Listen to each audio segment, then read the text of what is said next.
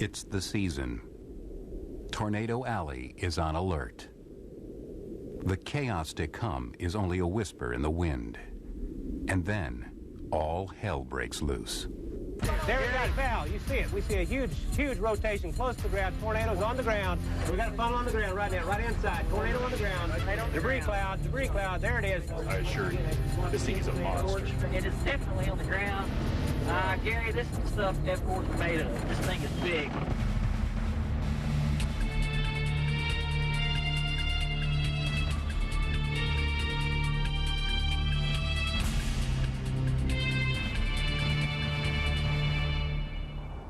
Tornadoes are the most violent storms on Earth. Multiple vortex tornadoes, very dangerous.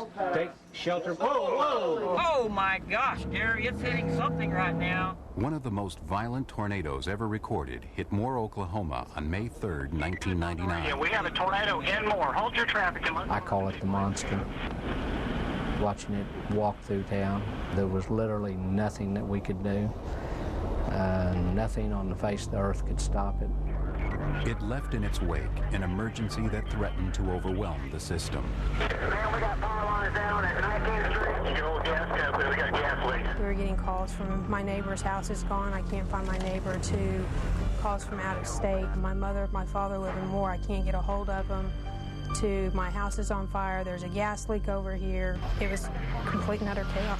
We've got extensive damage. Call in everybody. Every available unit, call them in. Chief Stevens knew that in a town of 50,000, everybody was not nearly enough. Until outside help could arrive, Moore's emergency teams would be on their own. You can have the best training in the world, but you wonder at the time, are you adequately trained for something of this magnitude? Would rescue workers be up to it? How would this monstrous storm affect their lives and the lives of those they rescue? It was time to find out. May 3rd, the night of the tornado, started out basically as any other day. As the day wore on, the reports of more serious weather were building. Conditions are pretty favorable for some explosive thunderstorm development. While meteorologist Gary England cautioned his viewers about the developing storm, Chief Stevens continued to monitor the weather reports. This particular day was a day that we had a city council meeting. 30 minutes into the meeting, city council members went outside to look at the sky. We walk out to the street and look to the west, and I knew that we were in trouble. It looks like to me, Cary, this thing is rapidly getting organized. The rotation has gotten much stronger. Val, it's a huge lowering. Yeah. And the intensities on the storm are increasing. My deputy chief went up on the roof and was trying to see what he could see from a better viewpoint. So I went up on top of the building and watched the tornado destroy our city. I started hearing an elevation of sound, and of course the thing was traveling like 40 miles an hour. It was moving pretty fast, and I still couldn't make it out. I kept looking and I kept looking, trying to figure out where this was, and it's just like all of a sudden the sound was there, just like a big motor starting up, and I still couldn't see the tornado. And then I realized how huge it was. It was the cloud. This is a major tornado of significant proportions. Wind speeds we don't know, but it's going to level most houses. The most powerful winds on the face of the planet are contained in these most violent F5 tornadoes, wind speeds of 300 miles per hour. It had a path length of about 38 miles. It had a path width of up to a mile. It was so big that it was consuming the whole area that I was looking at. And as it continued on, what it looked like was an upside-down Christmas tree. Only it was dark, and lights were going off in it. Lightning, hitting power poles, a lot of electricity, rooftops coming around, exploding like glitter. You would have to call the tornado that hit Moore, Oklahoma, a monster. It basically destroyed just about everything in its path, created total havoc. And it had a rumble to it. You could feel it. You could feel the rumble. My britches legs were moving. And it was just huge. It was terrifyingly beautiful. It was the most beautiful thing I'd ever saw, and it scared me. As the deputy chief watched from the rooftop, the monster destroyed a quarter of the city of Moore. Whenever it got past the McDonald's sign, that's when I realized it was on my house, and my wife was in the house. And that's whenever at that point, I really feel like I went into shock. I didn't know what I was going to tell people. I sat here and watched my wife get killed, and I didn't do anything about it. 911, what's your emergency? In just minutes, the cacophony of 911 calls deluged the dispatchers. It was pretty much, what's the problem and where are you at? It was to the point of, you know, I can't get out of my house. Well, are you bleeding? Do you have any broken bones? Do you have a head injury? I mean, if they were okay, then the people that did have physical harm took precedence over them, and we just, you know, we'll get there, you know, we'll give the information to the fire department, police department, but just be patient with us.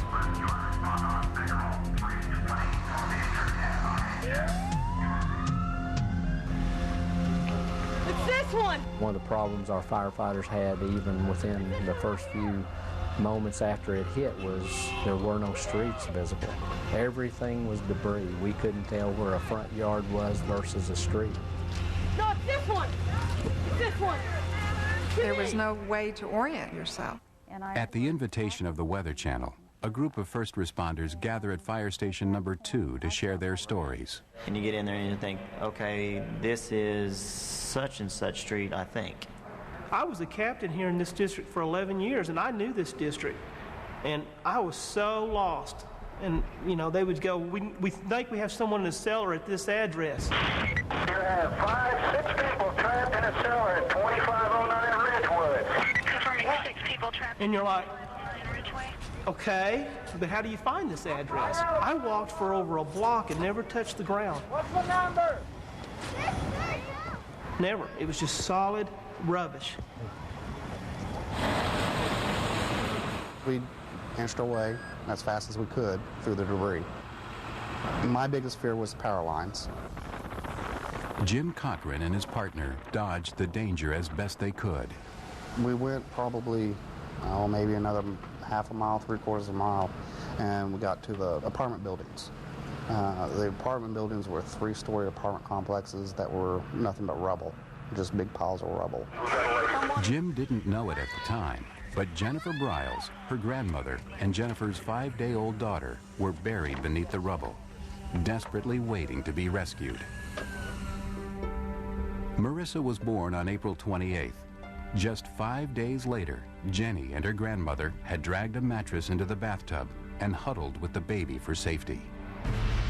And then the radio, the lights, everything went out, completely out. Sirens were going off, and next thing we know, horrible noise, horrible. Like 10, 15 freight trains going over you.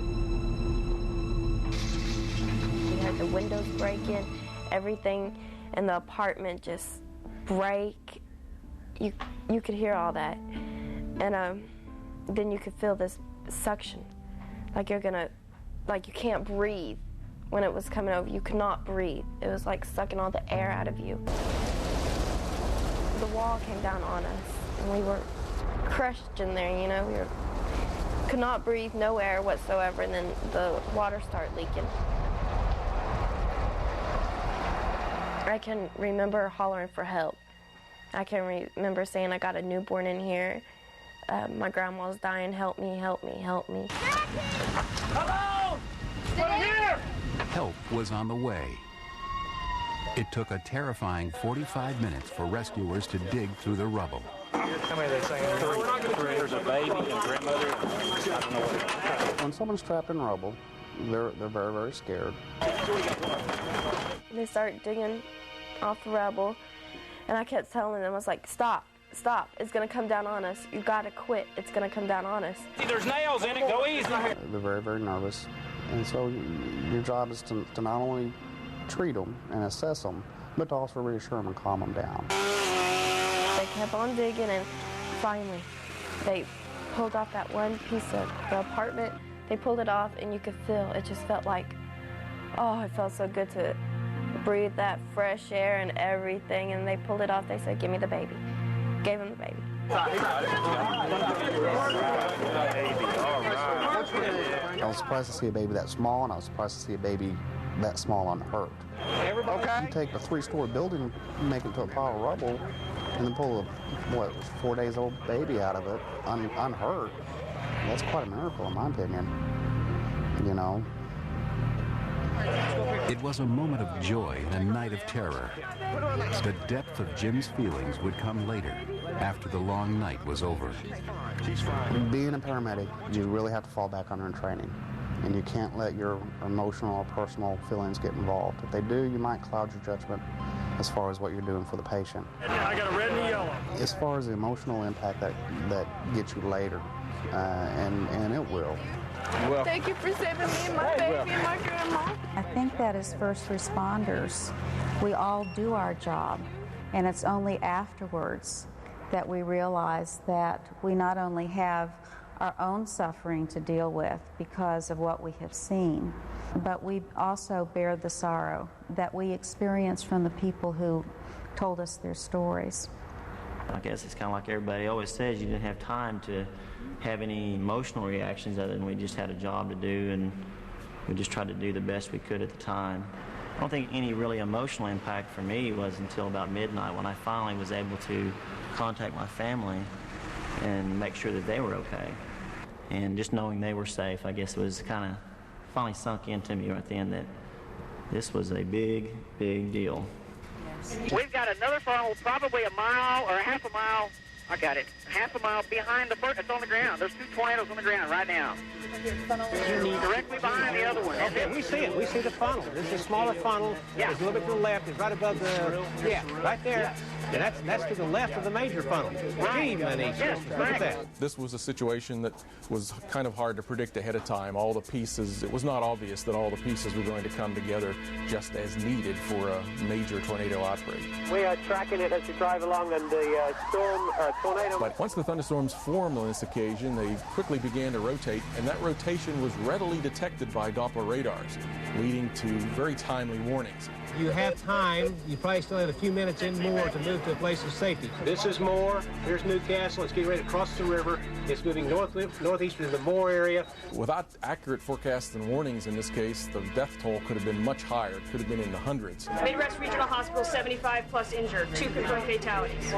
Southwest Medical Center, 75 plus victims. St. Anthony's, 9 injured. Norman Regional, 30 injured. Some critically, 1 confirmed dead now. 44 people died in this tornado, 5 of them in Moore. Moore's deputy fire chief was terrified his wife Karen would be among them.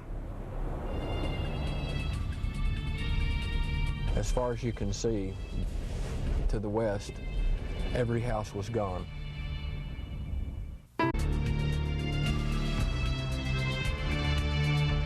Through the dispatch, we've got massive damage. We're going to have to stop here. The trees were stripped so bare that it really did look like a nuclear bomb had hit the area.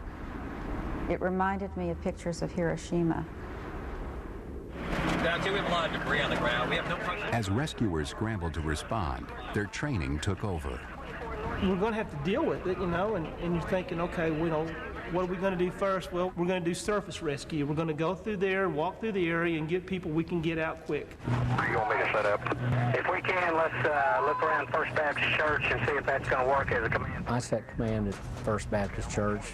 After I had been there just a few moments, I started having people come up to me, literally walking out of these residential neighborhoods, coming to the church, and they started asking me questions, where can I get help? Thinking of his wife, and with a sinking heart, the chief's deputy, Jerry Doshier, headed home, directly into the path of the tornado. Jerry was on the radio. He took the west end of town. I could tell by the tone of his voice that his end of town was not good. My house was in the center, right in the dead center of it. I'm going to try to get by there and see what's going on before I can make it into work. 433, take care of your family first. I knew she was dead. I had total confidence that she was dead, but I had a lot of hope that I was wrong. I'm wrong all the time. I had a lot of hope that, well, the tornado went further away than what I thought. It didn't really hit my house. It went someplace else different than that. It came from this way here and moved out towards that way. I was in a bedroom closet about right there. I heard everything crashing, everything flying around. You could hear it all. And then at one point, a big rush of cool air came in from under me, and I knew at that time it had picked the house up off the foundation. That's when I was really, really scared. At this point, Jerry was still a few blocks away. It's like things go into slow motion. You can't move fast enough, but you're always trying to play catch up with a disaster. You can't prepare for a disaster that nobody else has experienced. It's so big, you know. This was the biggest tornado, and it's on the ground, and it was really more than I could handle. We have a very significant, possibly deadly tornado on the ground. That's where it is right now. It's just as big as it's ever been. It's got a massive circulation with it. Yeah, we see the whole darn thing coming down again, Val. Yeah, and it's headed in a bad direction. I just prayed. That's all there was left to do, was to pray. As the tornado started to leave, the winds caught me and sucked me out from the place where I was. I said to myself at that time, this is the day I'm going to die.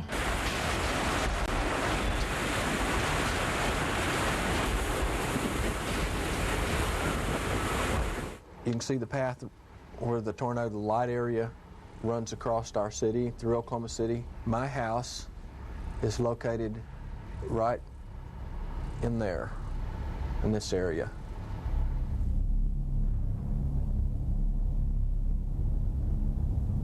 There was a tiny little hole right above my head, and I reached my arm up. I pushed like a 2x4 off of me, and I had bricks down the left side of me, and I stuck my head up through that hole, and it was over. There was debris all over the place right here. There was things laying in the street. I came on up out of the hole, and there wasn't anyone else around at that point.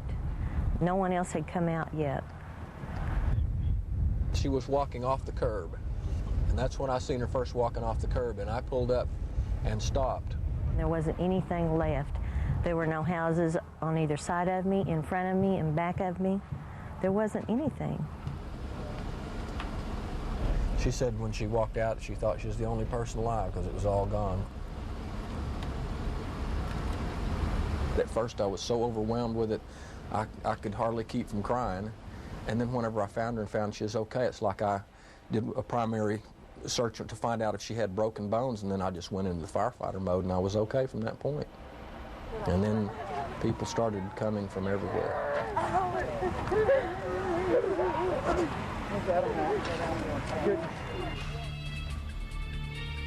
I knew I couldn't move. I knew something was stuck to the side of my head. I didn't know what it was.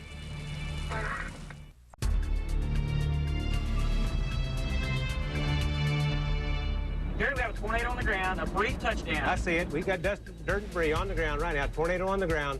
There it is. Between Stecker and Surreal. Cary, this thing is getting bigger. It's a big circulation on the ground. It looks like it could be multiple vortex to me from here. I remember every bit of it, every second of it, it seems like. It was like a great big long bomb went off, and you were standing in the pit of it all, and nothing to work with. But dozens of injured people came to Jerry for help. It was incredibly frustrating. You think about somebody has a cut, well, okay, you can apply pressure to it, you can put a bandage on it. Well, we didn't have any bandages. We tear up a sheet. There was no clean sheets. It's like someone took everything that there was and put it in a great big mud bucket, and everything was dirty, so anything you did made things worse. Rescue workers urged the wounded to walk out of the devastation. If they could walk, we let them walk. And those are people we normally would have treated on a normal incident. But they had to help themselves, and their neighbors dug them out. I don't know how many people was actually rescued by neighbors. I mean, so like you said, it was just, how many people actually ended up there at Southwest Medical?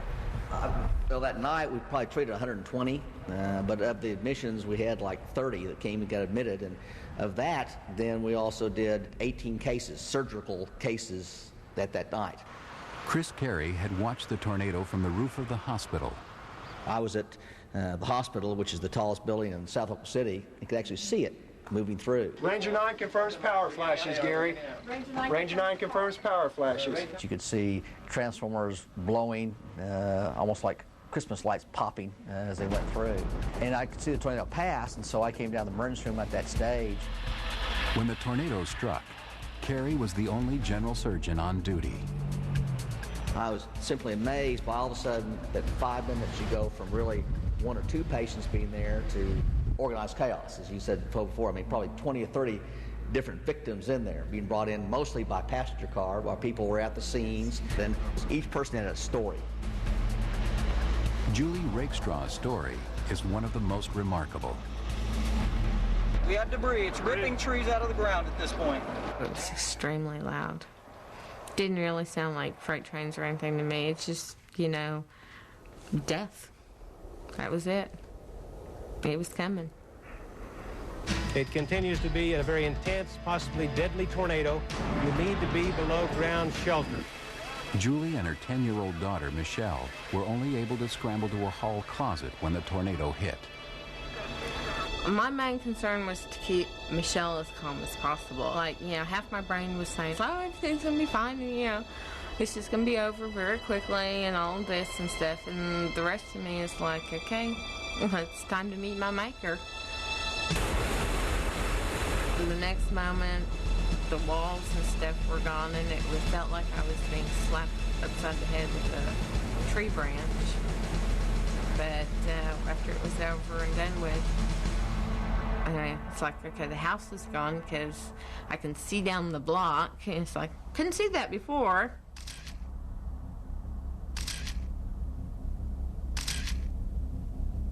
The forces from a tornado wind themselves are bad enough. They'll push against the wall and pull up the roof and cause destruction. But even worse is the fact that the tornado contains debris, flying pieces of metal and wood and glass. Debris within a tornado is part of the death and destruction mechanism. I knew I couldn't move. I knew something was stuck to the side of my head. I didn't know what it was. I knew I was in pain. Part of a 2x4 was protruding from Julie's neck.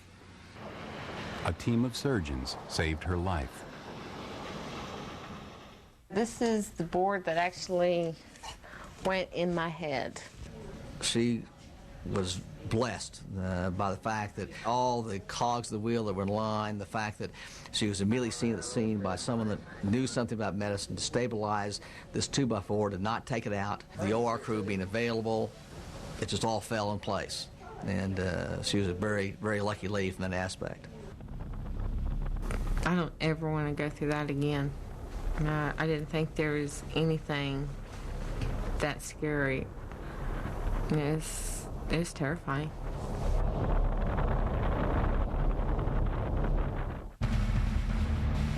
Another large tornado coming down at this time. My gosh.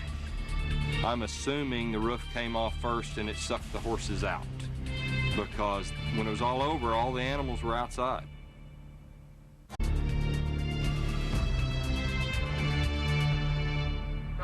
Yes, we're heading right into the path of the thing on I-44, Gary.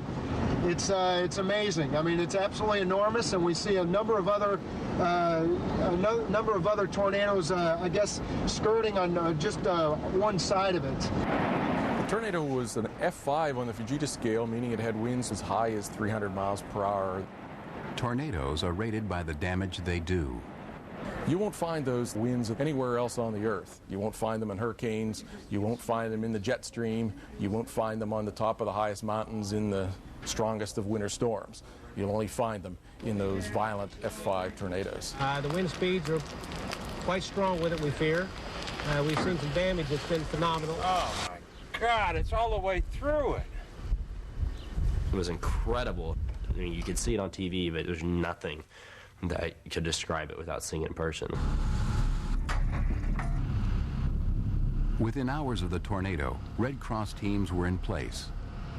And we had a couple people up that had been in World War II and things that were just comparing it to that. And they had never seen anything that bad. We need some people to start blocking off, sealing off this area. And there was cars in tops of trees, in tops of houses.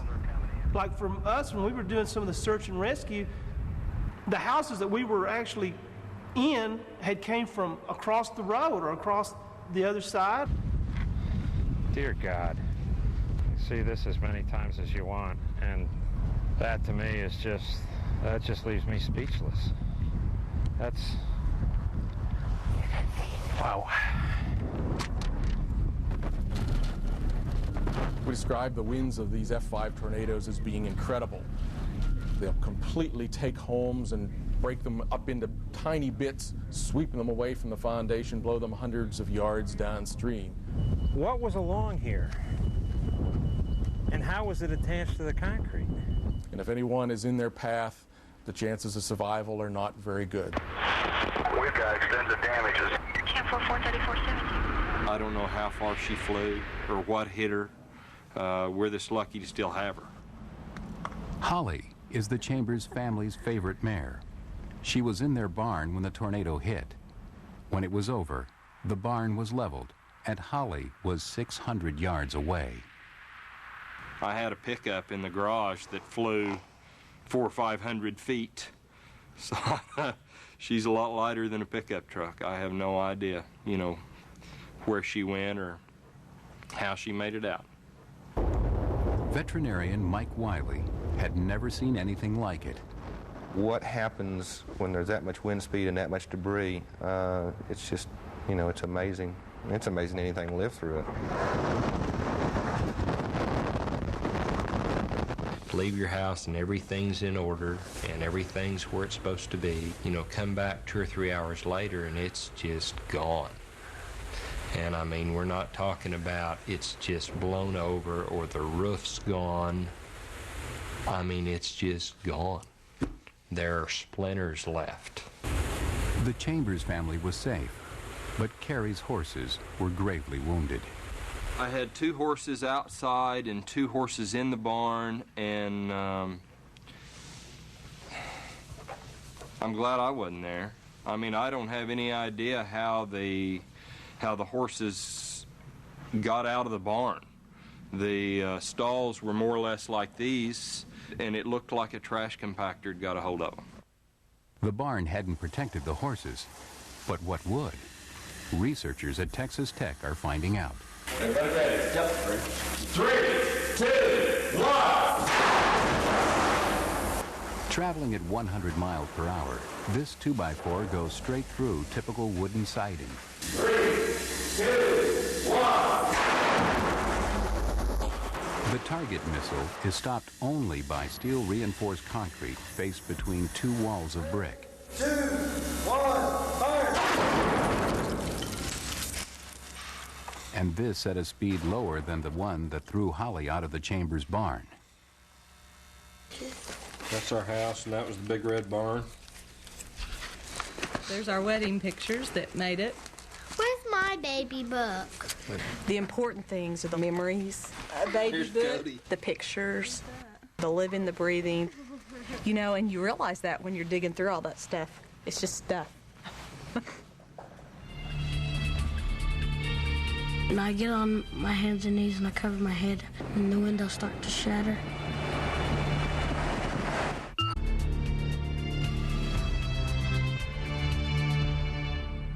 Chris Halsey takes you on a tour of the destruction. Westmore High School, with its cars still littering the parking lot, is just to the left. The homes where most of the kids who went to that school live are gone. A tornado with the power to level entire neighborhoods is a tornado of maximum force. Researchers were using a portable mobile Doppler radar to measure the winds in this Oklahoma City tornado that day. Their preliminary measurements indicated 318 miles per hour. That would be the fastest mile per hour of the Fujita F5 category. Since we know that not all tornadoes are equally intense, but we don't have measurements of all of them, we have to use the damage they produced as a way to rate them, and that's where the Fujita scale comes in. F0 tornadoes produce cosmetic damage, awnings and shingles. F1, you'll have more substantial damage to the roofs. By the time the winds reach F2 scale, the roofs will be gone, mobile homes will be overturned. F3, some of the walls are knocked down. F4, basically brick and wooden structures are knocked down into piles of rubble. F5, pretty much all the structures in the path have been blown away, swept clear of their foundations. This neighborhood between Santa Fe and I-35 and south of 104th Street is one of the most heavily damaged, the widest path of the storm. Kelly Elementary School sits off to the right, obliterated. Fortunately, teachers and students had already gone for the day. And as soon as we got home, it was coming, and so we had to get in the bathtub, and I have a dog, and she got in there too with us.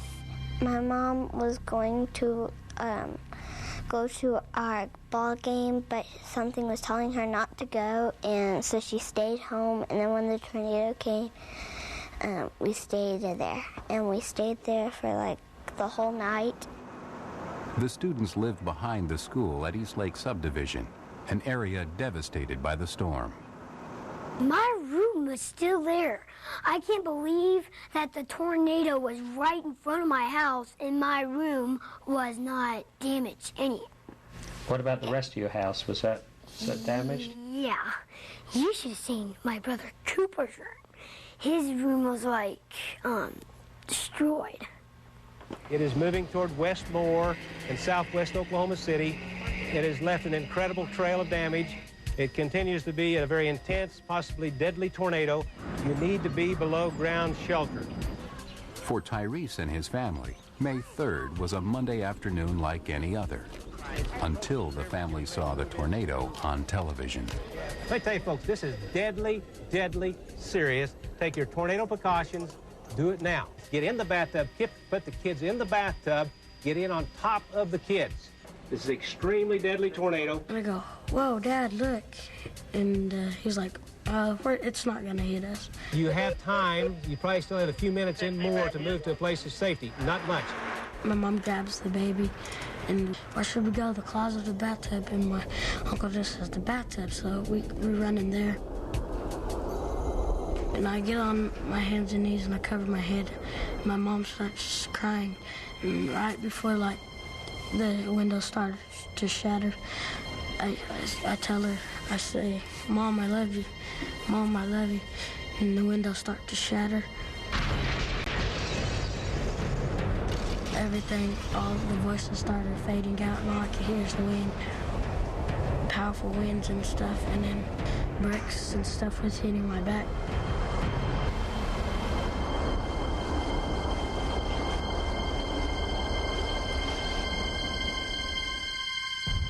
When it was over, Danette Rodgers hadn't survived. Her children were wounded. Tyreese was taken to the nearest hospital, Southwest Medical, becoming one of Chris Cary's 18 surgical patients. Most of those people that first came in had just almost like shrapnel burns. I mean, where the gravel and trees and limbs would hit them. But it was just amazing to me, from my side, what I saw. I can't imagine what it was down in the heart of the storm. Come on. Joshua Werman can. As a meteorologist for the University of Oklahoma, his job was to get as close to the tornado as possible. Please go ahead 5 miles and deploy. The tornado's to the north of the road. Go 5 miles as quickly as you can. Okay. Werman was operating one of the university's 2 Doppler on wheels trucks. For severe weather researchers like Joshua, this tornado was the opportunity of a lifetime. Okay, down to just FYI, the tornado is north of the road about a mile and is about 5 miles east of us. So you'll be deploying sort of to its south. Working in tandem, the scientists maneuver to focus both Doppler trucks at the tornado. This allows them to triangulate wind speed and direction inside the funnel. When we get very, very close, we can see very, very small details. It's as if you were looking at your hand, but instead of looking at arm's length, you were getting up very, very close so you could see the fingerprints. On May 3rd, Werman got close enough to record these fingerprints. At times, these winds are approaching 318 miles an hour. The Doppler picked up what few have ever seen, the eye of the tornado. Oh yeah, look at that. That's stronger. Nice. Oh yeah, that's quite strong. That's actually gone back to 0 and plus, so that's up at 27 meters per second now. That's getting stronger. Oh, there it goes. The data from May 3rd is still being analyzed and is greatly contributing to our knowledge of tornadoes. We're much better now than we used to be in forecasting well in advance the most dangerous of these severe weather outbreaks. We're better now because we have better tools. We have more sophisticated satellites. We have powerful radars. We have more powerful computers. Right now, it's moving. Del City, Tinker, Moore. This tornado is certainly going to go down as one of the most significant of all time. There's mobile Doppler radar data on this. It's a well-documented tornado that will really be important toward our future understanding of how tornadoes form and their structure. Hello. Thank you so much. Oh, anytime.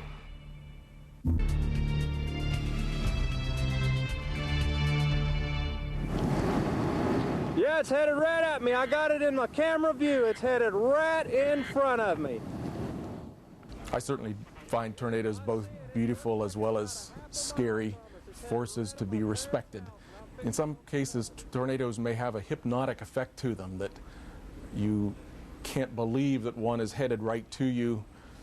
You're almost spellbound by the symmetry of it and the grace in some cases of it. It's swirling motions to the point that some people have become almost petrified or paralyzed or hypnotized, standing motionless in the street, even literally as it began to threaten their lives.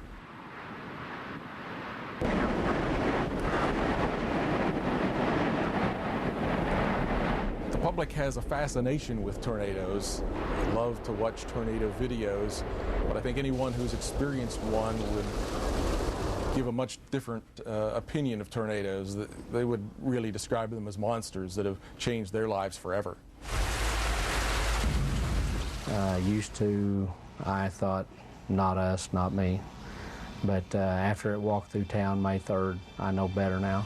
Numerous gas lines have been busted. No smoking, okay? No smoking. People are amazingly resilient. They cope with amazing tragedies in their lives, and they come out of it with a renewed sense of purpose. Your mom. That's your mom. See? See, Mom, she's pretty. She's got brown hair like yours. I'm doing good now. Whenever I think about her, I draw her, and I get out her pictures and look off of them and draw them. The most vivid memory is my wife standing there alive, dripping wet, muddy all over, her hair hanging down in her face, cold and scared. This whole deal wasn't about the material things of losing a house. You know, you can replace a house. It wasn't about any of where you were going to live or your clothes. The whole idea was that you were alive, and everything I loved was alive. Does she get nervous when thunderstorms come through? Holly was 9 days pregnant with Twister before the tornado. Twister's a nice colt, and it's amazing that he made it through all that. A symbol that, you know, life will go on. We will survive. Triumph. This is the part of the tornado that we want to remember. This is our rebuilding. That's what he means to me. And he'll probably grow up and won't be worth nothing, but he's worth everything to us. This is absolutely incredible. I tell you, this is deadly serious. We've been talking about it for an hour or two now. The damage is massive. And I'm surprised how many people actually survived it. It amazes me because from the sound, it should have wiped everybody out. I didn't think there was anything that scary. I'll never forget it.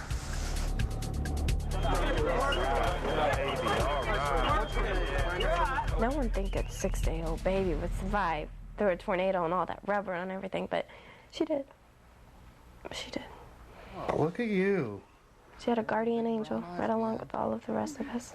Say hi. So they're what this time? Hi, sweetie. Say hi. Say hello. Hello. Say thank you. Hello. Thank you so much. Oh, anytime. How you doing? Good. Good. I thank God every single day that, you know, we have people like that. I owe them a great thanks. I owe them a lot.